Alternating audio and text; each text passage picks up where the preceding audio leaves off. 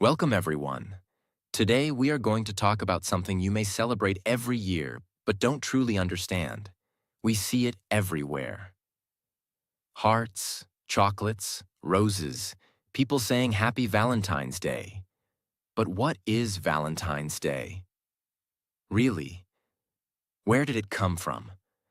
Why do we celebrate love on February 14th? Is it just a holiday for couples? Or is there something much deeper? Something you were never told? Because behind this one day of gifts and romance, there is a real man, a secret, a sacrifice, a story that begins not in a restaurant, but inside the dark walls of the Roman Empire, where love was banned. This is not just a story of Valentine's Day. This is the story of what it means to truly love, even when the world is against you. And as you listen to this story, you're also improving your English with real history, simple words, and powerful storytelling. So if you want to learn more English through emotional, true stories like this, subscribe to our channel, because we don't just teach English, we make it unforgettable. Chapter 1. The World Before Love. The Roman Empire, 3rd century. The year is around 250 AD. You are living in the Roman Empire, the largest and most powerful empire in the world at that time. But it's not a peaceful time.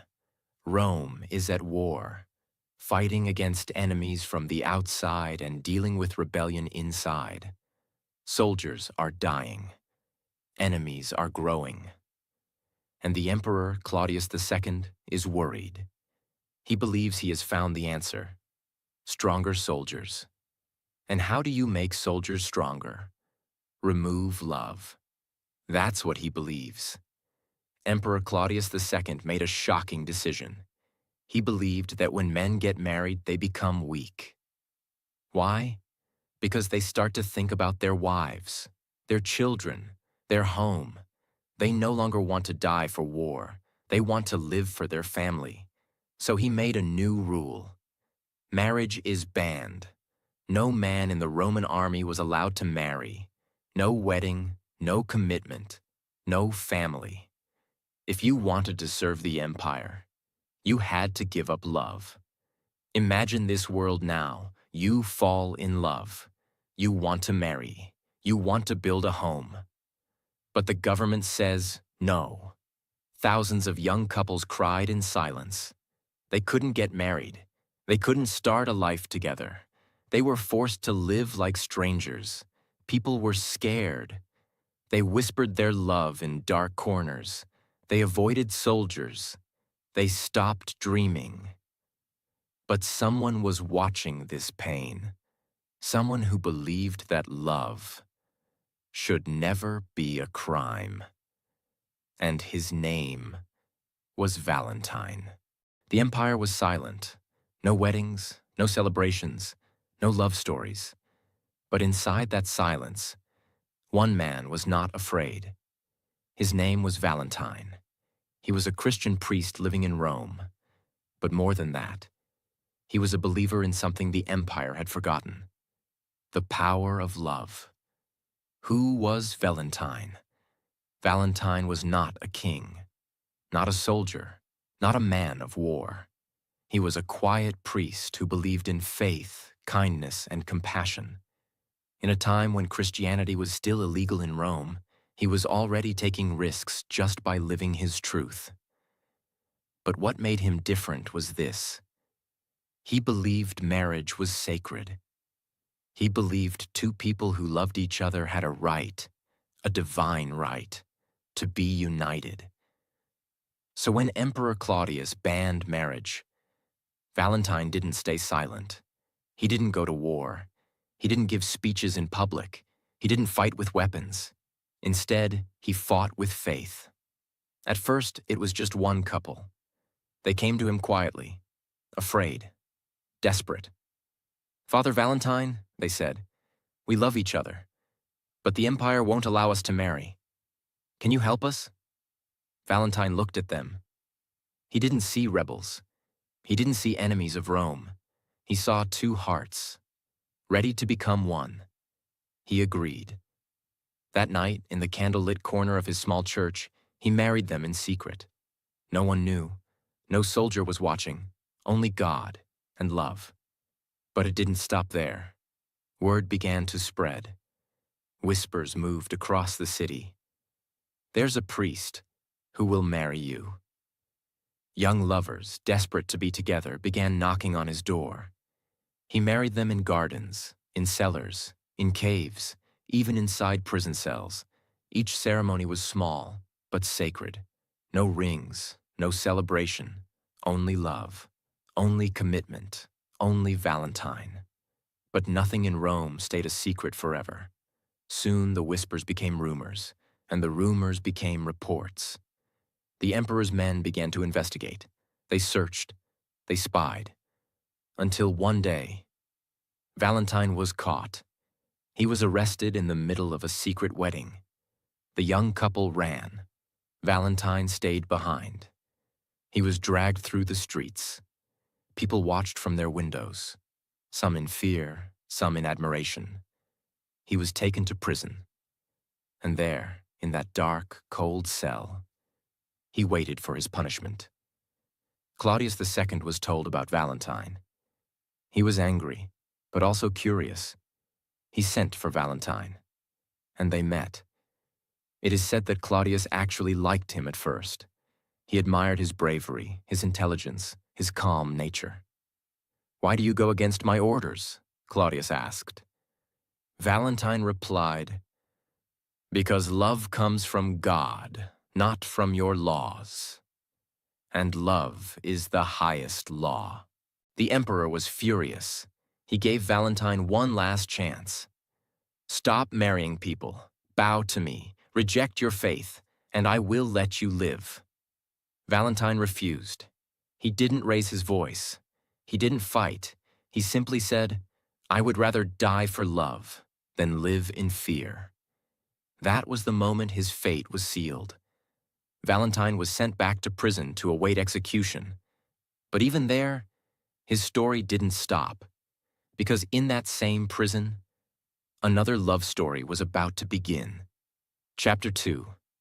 A love story behind bars. The letter that changed history. Valentine was sent back to prison to await execution. But even there, his story didn't stop, because in that same prison, another love story was about to begin. The prison was cold. The walls were made of stone. There was very little light. Only a small window high above the wall allowed a thin line of sunlight to enter during the day. Valentine was no longer free. He had no church. No couples coming secretly at night. No candles. No prayers spoken over newly married lovers. Only silence. Only chains. Only time. But even in that darkness, something about him was different. The other prisoners noticed it. He did not cry. He did not curse the emperor. He did not complain. Instead, he prayed. He spoke gently to the guards. He comforted the prisoners. He remained calm. It was as if the prison could not break him. The man in charge of the prison was a Roman officer. Some stories say his name was Asterius. He had heard about Valentine. He knew this was not an ordinary criminal. This was a priest. A man who married people in secret. A man who refused to obey the emperor. The jailer was curious. One day he decided to meet Valentine face to face. They talked for hours. They discussed faith. They discussed truth. They discussed love. The jailer began to see that Valentine was not dangerous. He was not violent. He was not trying to destroy Rome. He was simply protecting something pure. The jailer had a daughter. She was young, kind, gentle, but she was blind. From birth, she had never seen the sky, never seen her father's face, never seen sunlight, flowers, or the city of Rome. She lived in darkness. When the jailer spoke to Valentine about her, he said, My daughter cannot see. If your God is real, can he help her? This was not just a question, it was a test. The jailer brought his daughter to the prison cell. Imagine this moment. A blind young girl carefully walking into a cold prison room, her father guiding her hand, chains on the wall, a priest sitting in silence. Valentine spoke gently to her. He described the world to her in words. He told her about the blue sky. He explained what the ocean looks like. He described the color of roses.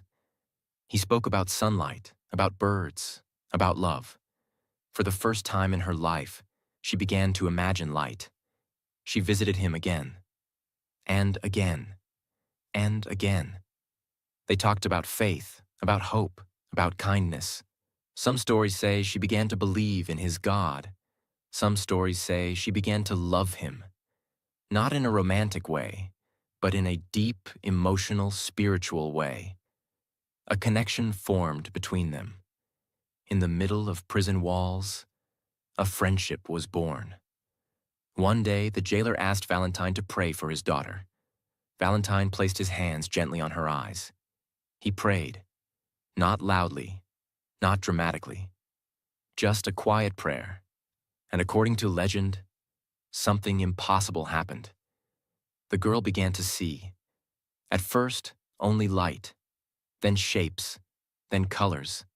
Imagine her opening her eyes and seeing her father's face for the first time. Imagine seeing the sky for the first time. Imagine the prison cell suddenly filled with tears, not of pain, but of shock and joy. Was it a miracle? Was it legend? Was it a story that grew over time? History cannot prove every detail.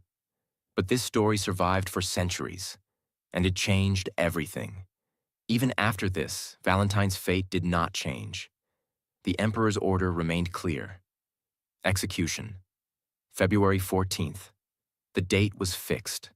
The prison became heavier. Time moved slowly. Valentine knew he would die. But he was not afraid. He had already made his choice long ago, when he decided that love was more important than fear. On the night before his execution, Valentine asked for paper and ink. He wanted to write one final message, not to the emperor, not to the church, but to the jailer's daughter, the girl who once lived in darkness, the girl who now could see. He wrote a short letter. Some say it was a goodbye. Some say it was a message of faith. Some say it was filled with encouragement. But at the bottom of the letter, he signed it with 4 simple words. From your Valentine. He did not know that those words would travel across centuries. He did not know that one day, millions of people would write those same words on cards filled with hearts and flowers. He simply wrote them as a final act of love, a final act of connection, a final act of humanity. The next morning, February 14th, around the year 269 AD, Valentine was taken out of his cell. No music, no celebration, only soldiers, only silence. He was executed. A priest who broke the law, a man who married lovers, a prisoner who healed a blind girl, a human who believed love was sacred. His body was buried, but his story was not. Because stories like this do not die. They grow. They travel. They change history. Valentine was gone, executed, buried. Another name in the long history of people who died for their beliefs. But something strange happened after his death. His name did not disappear. In fact, it began to rise. Quietly at first, then loudly, then forever. The man who died in a cold prison cell was about to become a symbol for the most powerful force on earth, love. After Valentine's death on February 14th, around 269 AD, The few who knew him began to share stories. Stories about the priest who married couples in secret. Stories about the girl who was healed. Stories about the final letter signed, "From your Valentine." At first, these were only whispered between Christian families. Remember, Christianity was still illegal in Rome at this time. But even in fear, the story of Valentine was too powerful to stay hidden. Over time, the story spread through word of mouth, passed from family to family across villages and cities. Every time a couple got married in secret, they remembered Valentine. Every time someone believed in love more than law, they remembered Valentine. Then everything changed. In the year 313 AD, the Roman Emperor Constantine signed the Edict of Milan, which made Christianity legal. This changed the world. Churches were built, priests walked freely, and the stories of Christian martyrs were finally told openly. Not in secret, but in sermons. Valentine was not forgotten. He was remembered as a martyr, someone who gave up his life for faith. But Valentine was different. He didn't just preach in public. He protected love in silence. This made him special. The early church began to recognize those who had died for God, and Valentine's name was placed among them. He was officially declared Saint Valentine by the Catholic Church. There wasn't just one Valentine. There were actually multiple Christian martyrs named Valentine in history. One was a priest in Rome, the one we've followed. Another was a bishop in Terni, a nearby city. A third was a missionary in North Africa. But the most famous, the one we remember on February 14th, is the Valentine who performed secret marriages in Rome. His story had everything: a fight for love, a miracle, a letter, a sacrifice. That's the story people held on to. Saint Valentine's body was buried near the Via Flaminia, a major road in northern Rome. Later, a church was built there, called the Church of Saint Valentine.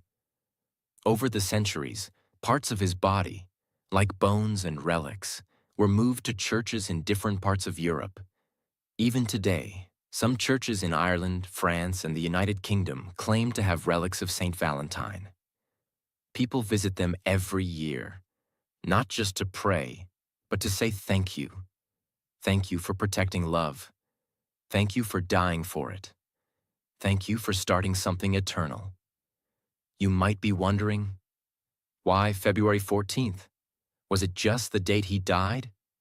Yes, that's part of it. The church officially marked February 14th as Saint Valentine's feast day, a day to honor his life and sacrifice. But something else made that date more special. In the Middle Ages, many people in Europe believed that mid-February was the start of the mating season for birds. Yes, birds.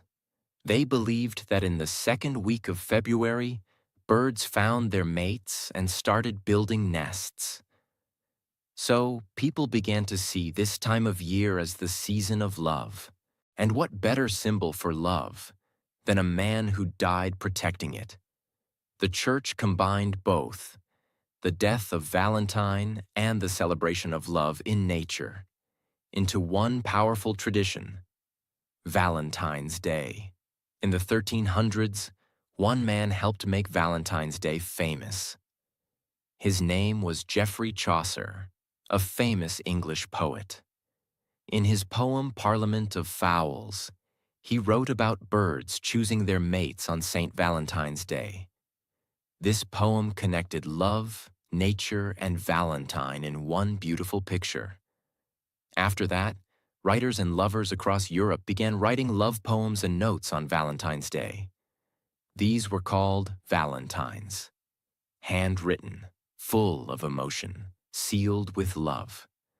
And the tradition began.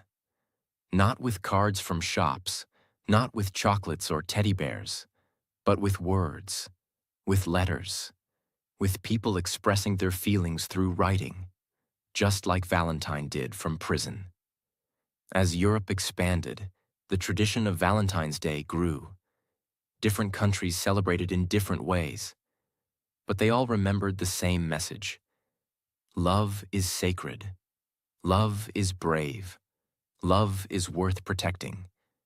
Whether in France, England, Germany, or Spain, people began to write valentines, celebrate romantic love, and remember the priest who made it possible. And as time passed, the world slowly forgot the details, but the date remained. February 14th, a day for love, a day for words, a day for brave hearts, a day that belongs to a man who died in silence, but gave birth to something louder than any empire: true love. Chapter 3. From Faith to Flowers: How Valentine's Day Became Romantic and Commercial. During the Middle Ages, love was not public. Most marriages were arranged. Love was quiet, controlled, often hidden. But writers and poets started to change that. They began writing stories of romantic love, passionate, free, full of emotion. Valentine's Day became the one day in the year when lovers were allowed to express how they felt. Even if they could not marry or even meet in public, people began to send secret notes, write romantic poems, drop handmade gifts at doorsteps. It was still quiet, but it was growing. By the 1500s, the word Valentine had become a symbol. To be someone's Valentine meant, you are the one I choose. You are the one I feel something for. The oldest known written Valentine message was sent in 1415.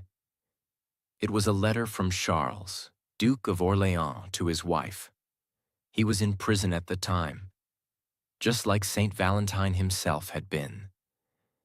He wrote her a poem on February 14th, calling her his Valentine. That letter still exists today in the British Library. By the 1700s, people across England and France were handwriting Valentine's messages on paper, folding them carefully and tying them with string. They weren't buying anything. They were just writing what they felt. No pressure, no money, just love in words. But soon, everything would change. In the 1800s, the Industrial Revolution began. Machines were invented. Paper became cheaper. Printing became faster. And with these changes, Valentine's Day was ready to explode. In 1840s England, a woman named Esther Howland in America also had a big idea. She saw beautiful Valentine cards from Europe and thought, why not sell them? She began producing decorative Valentine's Day cards in large numbers, with lace, drawings, and poems. It became a business, and it worked. People didn't have time to write their own letters anymore, but they still wanted to express love. So they bought cards, and so began the shift, from personal expression to public celebration. By the mid-1800s, Valentine's Day was being celebrated widely in America. Stores began filling shelves with pre-printed cards, red hearts, Cupid symbols, love notes, and envelopes. It was simple at first. But then came the business boom. Companies saw opportunity. Big companies began producing chocolates in heart-shaped boxes, jewelry with romantic messages, perfumes and luxury gifts, teddy bears and silk roses. The celebration moved from paper to products. As the 20th century arrived, things became faster and bigger. Valentine's Day was now on calendars, in school activities, in radio songs, and newspaper ads. Everywhere you looked, you saw, "Buy this for your Valentine. Show your love with a diamond. Say it with flowers." Love became something to express, but also something to spend on. This shift created two reactions. 1. People loved it. It gave them an easy way to show love. Even shy people could now say how they felt. A gift, a card, a rose, two. Some people criticized it. They said Valentine's Day had lost its meaning. It had become a marketing holiday, focused more on money than on meaning. But even with criticism, one thing was clear. The world wanted to celebrate love. As the century went on, Valentine's Day began to spread far beyond Europe and America. In Japan, women give chocolates to men on February 14th. Then, exactly 1 month later, on March 14th, White Day, men return the favor. In South Korea, there's Valentine's Day, White Day, and even Black Day for singles. In India, it started slow, but young people began celebrating it in urban areas with gifts and dates, even though some conservative groups criticized it. In Mexico, it's called El Día del Amor y la Amistad, the Day of Love and Friendship. It's not just for lovers, it's also for close friends. In Philippines, many couples choose February 14th to get married in mass wedding ceremonies. In Saudi Arabia and some other countries, Valentine's Day was banned at one time because of its Western and romantic associations. But even there, young people quietly found ways to celebrate. Even with different customs, different languages, and different opinions. The message of Valentine's Day is universal. Love matters. Love is worth expressing. Love is brave. Even if the world changes, even if the holiday becomes commercial, even if cards are bought, not written, what truly matters is what you feel inside. Because the heart of this day was never money. It was never gifts. It was never brands. It was a priest who died because he believed love should be free. And that truth still lives in the heart of Valentine's Day. Valentine's Day is no longer just a cultural moment. It's an economic one. In countries like the United States, people spend over $25 billion every year on Valentine's Day. Yes, billions. Where does the money go? $2 billion on flowers, $4 billion on jewelry, $3 billion on chocolates and sweets, $2 billion on fancy dinners, hundreds of millions on cards, teddy bears, perfumes, spa gifts, and surprise vacations. Even pets are included. People buy Valentine's gifts for their cats and dogs. The idea of Valentine's Day has entered every level of the economy, from luxury brands to school stationery sets. But how did this happen? It happened because love sells. And when something sells, the world pays attention. In today's world, Valentine's Day is not just about what you feel. It's also about what you post. Couples around the world now share couple selfies, Instagram reels of surprises, proposal videos, how we met love stories, Valentine's Day vlogs and gift unboxings, TikTok challenges about love letters or chocolate making. You may not even celebrate it.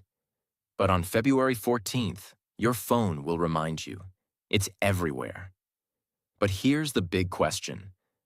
Is all of this real love? Or is it just pressure? In the past, Valentine's Day was about expression.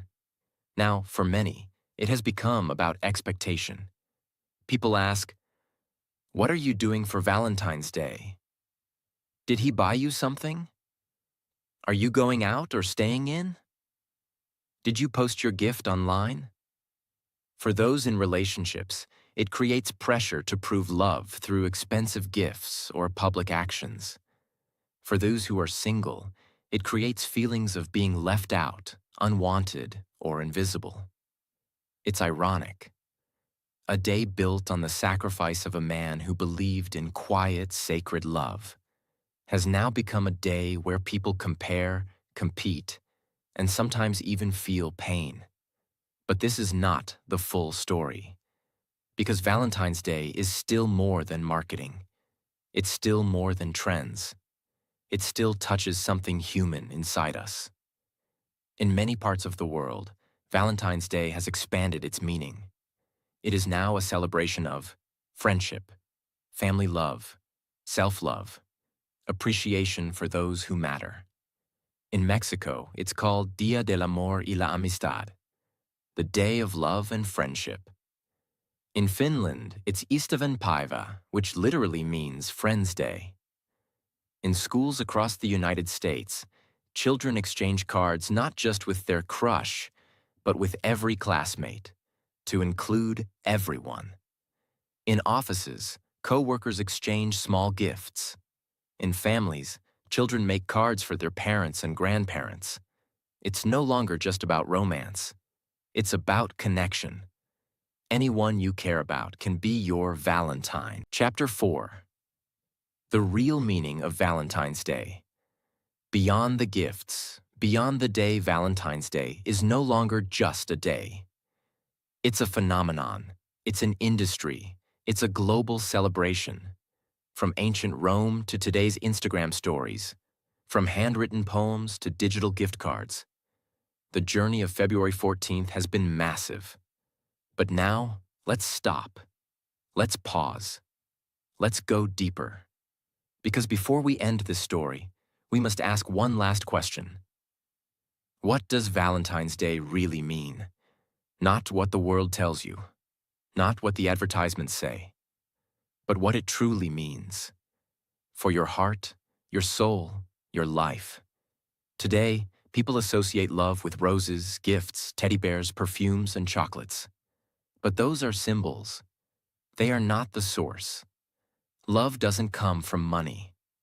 It doesn't come from how big your gift is, or how many followers like your romantic post. Love is not something you can buy. It is something you give, something you build, something you feel, and something you fight for. Just like Valentine did. Valentine didn't give flowers. He gave his life.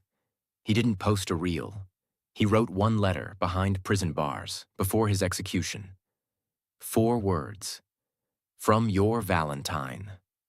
That was the first true Valentine's message. And it came from a man who chose love over safety. That is the soul of this day. The Roman Empire thought it could control love. They tried to ban it, silence it, crush it. They had power, they had soldiers, they had laws. But Valentine had faith. He believed that even if you take away the wedding, even if you arrest the priest, even if you kill the man, you can't kill love. Because love is not outside you. It's not in the church, not in the box of chocolates. It's in you. And that can never be banned. That's why, even after 1,700 years, we still speak his name. We still write, "Be my Valentine." We still celebrate love. Because love never dies. You don't need a boyfriend or girlfriend. You don't need someone to take you to dinner. You don't need roses at your door. You can still celebrate Valentine's Day powerfully by choosing to. Call your parents and tell them you love them. Hug your child and say, "You make my life better." Send a message to an old friend and say, "I miss you." Forgive someone who hurt you. Forgive yourself. Look in the mirror and say, "I love who I'm becoming." Because love is not just romance. It is care. It is connection. It is appreciation. It is kindness in a world that can be cruel. It is bravery in a world that often chooses silence. You don't need permission to love. You don't need approval to feel deeply. You don't need a special person to celebrate. You need only one thing: a heart willing to express. That's it. Flowers fade. Chocolates melt. Jewelry breaks. Social media posts are forgotten. But what never fades? The letter you wrote by hand. The time you held someone when they were breaking. The night you listened without judging, the words you said when someone needed them most, the sacrifice you made that nobody saw. That is real love. And real love is not always loud. It is not always beautiful. It is not always perfect, but it is always powerful. Just like the love that started it all. Quiet, behind walls, between a priest and two scared lovers in a time when marriage was forbidden. Before we end this video, I want to say something from my heart to yours. Tomorrow is Valentine's Day. But please don't wait for someone to give you flowers. Don't wait for someone to make you feel special. Don't believe that this day is only for couples. Because Valentine's Day is not just about having love. It's about choosing love.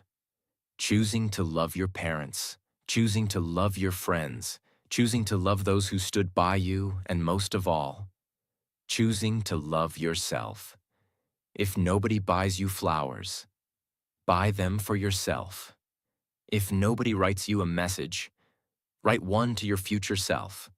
If nobody hugs you, hug your heart with kindness. You are worthy, you are enough, and you are someone's miracle. You are someone's peace. And one day, if you haven't already, you will be someone's forever.